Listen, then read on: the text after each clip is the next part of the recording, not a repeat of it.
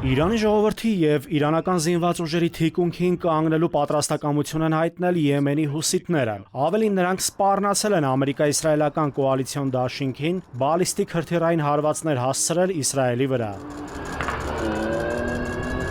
Եմենի ուժերը պատրաստ են անմիջական ռազմական միջամտության, եթե Միացյալ Նահանգները եւ Իսրայելը ընդլայնեն իրենց դաշինքը Իրանի եւ նրա դաշնակիցների դեմ։ Այո, կարող են օրը 1-2 հրթիռ օրինակ փորձեն կրակեն, բայց համեմատած այն քանակների ու ծավալների հետ, որոնք մենք արդեն ունենք, դա այդքան մեծ չի։ Հուսիները թիրախավորել են Հորդանան գետի արևմտյան ափի հարավում գտնվող իսրայելական ռազմական օբյեկտները։ Ըստ փորձագետների, Եմենի հուսիների ներգրավվածությունը Մերձավոր Արևելքի պատերազմին իրավիճակը կարող է սրել Կարմիր ծովում ընդհուպ մինչև Բաբ-էլ-Մանդեբի նեղուցի փակմանը։ Սա Հորմուզի նեղուցից հետո համաշխարհային նավթի արտահանման կարևոր կետերից է։ Այնտեղ քանի որ ծավալը այդ գործողությունների այդքան մեծ չի կարա լինի, ինչքան Իրանի դեպքում, այնտեղ մի անգամ իրենք արդեն նմանատիպ գործողություններ անում էին ու ինչ որ ստացվեց կոալիցիայով այդ նեղուցի հարցերը լուծել։ Հիմա սա կարող է տիպի ինչ որ ռեսուրսներ նաև այդ ուղղությամբ պատկացնել, որը Իրանին բնականաբար ինչ որ չափով կարող օգնի։ Իսրայելն ու ԱՄՆ-ն Իրանի դեմ պատերազմի ընթացքում արդեն երրորդ անգամն է հարված են հասցնում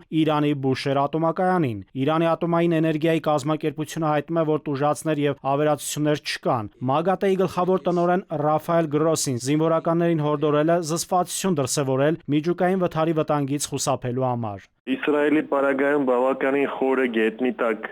պահեստներն են գտնվում։ Չեմ կարծում, որ Իրանը այսօր ունի այն ձևի հրթիռներ, որոնք այդքան խորը գետնի տակ թիրախ կարող են ոչնչացնել։ Իրանը Քադր 380 թևավոր հրթիռներով հարվածել է Դուբայի Ալ-Շուգ նավահանգստում ԱՄՆ 6 ռազմածովային նավերի, որոնք պատասխանատու են դեսանտային գործողությունների եւ սարքավորումների ու պաշարների տեղափոխման համար։ Իրանական մեհերը հայտնում է, որ ռազմանավերից 3-ը խորտակվել են, մյուսները հրդեհվել, ամերիկացի զինվորներ են զոհվել։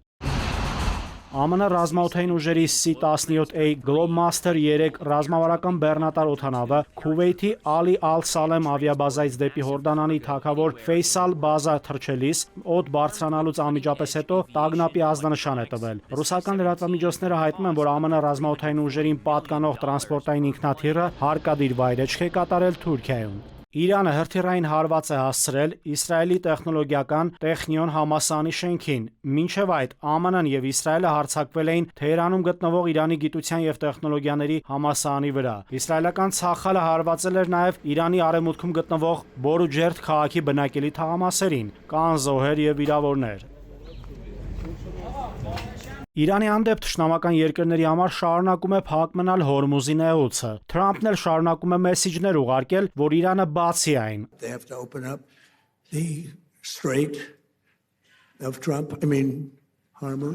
Նրանք պետք է բացեն Թրամփի նեղուցը, այսինքն Հորմուզի նեղուցը։ Կեղծ լուրերը կասեն, որ ես դա պատահաբար եմ ասել։ Ինձ հետ պատահական բաներ չեն լինում։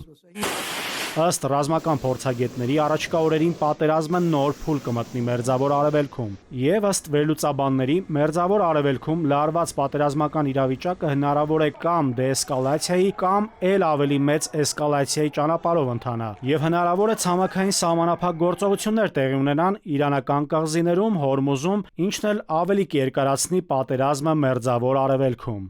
Նաիրի Մունադյան, ժամը լրատվական։